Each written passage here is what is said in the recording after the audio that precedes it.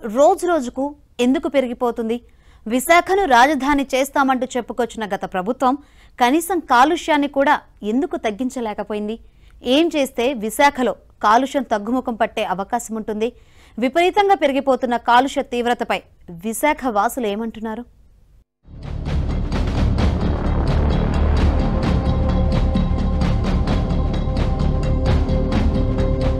విశాఖను రాజధాని చేస్తామంటూ ఊదరగొట్టిన గత ప్రభుత్వం కనీసం నగరంలో కాలుష్యం తగ్గించేందుకు కేంద్రం ఇచ్చిన నిధులను కూడా వినియోగించుకోలేకపోయిన విషయం ఆలస్యంగా వెలుగు చూసింది.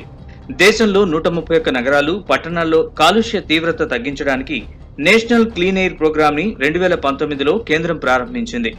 ఏపీలో విశాఖతో పాటు మొత్తం 13 నగరాలు, పట్టణాలను ఈ పథకం కింద ఎంపిక చేసింది. దీనిలో భాగంగా విశాఖ నగరానికి 129.25 కోట్లు కేంద్రం విడుదల చేసింది. అయితే ఆ నిధుల్ని గత ప్రభుత్వం CMFS లో జమ చేసిందే తప్ప నేరుగా విశాఖ నగరపాలక సంస్థకు కేటాయించలేదు.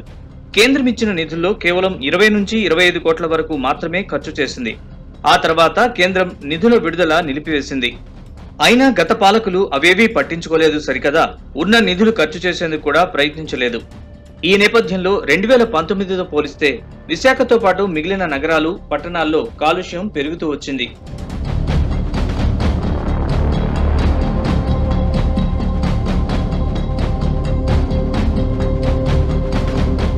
విశాఖ నగరం దేశంలోని మిగిలిన నగరాలకు భిన్నమైంది.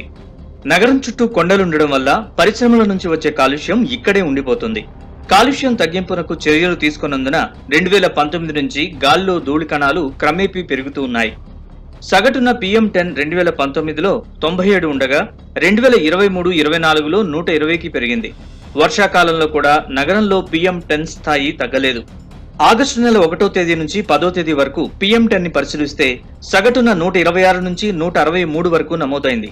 నగరంలో లక్షల్లో వాహనాలు ఉండడం, భవన నిర్మాణాల సమయంలో జాగ్రత్తలు తీసుకోకపోవడం, పోర్టు నుంచి బొగ్గు, ధూళి, పరిసర పరిశ్రమల నుంచి ధూళి కణాలు వెలువడడంతో కాలుష్యం పెరిగిపోతోంది. నగరం మొత్తానికి GVMC ప్రధాన కార్యాలయం వద్ద అంబియంట్ ఎయిర్ క్వాలిటీ యంత్రం ఉంది. ఇక్కడ నమోదైన కాలుష్యం వివరాల్ని పరిగణలోకి తీసుకుంటున్నారు. నగరంలో మరికొన్ని చోట్ల యంత్రాలు ఏర్పాటు చేస్తే వాస్తవంగా కాలుష్య తీవ్రత ఎంతుందనేది తెలుస్తుందని పర్యావరణ నిపుణులు అంటున్నారు.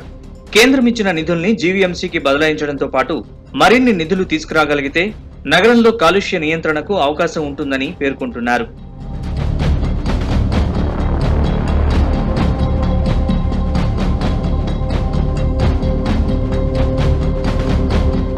నగరాల్లో కాలుష్యం తీవ్రత తగ్గించేందుకు ప్రధానంగా కూడళ్ల వద్ద రహదారుల విస్తరణ చేపట్టాలి. దీనివల్ల వాహనాలు నిలిచే పరిస్థితి ఉండదు. అలాగే రోడ్లను మెకానికల్ గా శుభ్రం చేసే మిషన్లు కొనుగోలు చేయడం, ముఖ్యమైన రహదారులు కలిసే చోట గోతులు లేకుండా చూడడం చేయాలి. డివైడర్ల మధ్యలో రోడ్లకు ఇరువైపులా చెట్లు పెంచాలి. రోజువారీ ఉత్పత్తయ్యే చెత్తను క్లోజ్డ్ వాహనాల్లో డంపింగ్ యార్డులకు తరలించే యంత్రాంగం సమకూర్చాలి. కాలుష్యం ఎక్కువగా ఉండే కూడళ్లలో వాటర్ ఫౌంటైన్లు ఏర్పాటు చేయాలి. వాహనాలు రోడ్లపై ఎక్కువసేపు నిలిచిపోకుండా ట్రాఫిక్ నిర్వహణ చేపట్టడం ద్వారా కాలుష్యాన్ని నియంత్రించాలి. నగరంలో కాలుష్య తీవ్రతను కొలిచేందుకు తొలిదశలో మధురవాడ, గాజువాకల్లో అంబియంట్ ఎయిర్ క్వాలిటీ యంత్రాల్ని నెలకొల్పాలి. కాలుష్య నియంత్రణలో ప్రజలు, విద్యార్థులు, పారిశ్రామిక సంస్థలు, వ్యాపార, వాణిజ్య సంస్థల్ని భాగస్వామ్యం చేయడం ద్వారా చైతన్యం తీసుకొచ్చేలా కార్యక్రమాన్ని రూపొందించి అమలు చేయాలి. కానీ గత ప్రభుత్వం వీటిలో సగానికి పైగా పనులు చేయలేదని, అందుకే విశాఖలో కాలుష్యం విపరీతంగా పెరిగిపోతోందని నగరవాసులు చెబుతున్న మాట.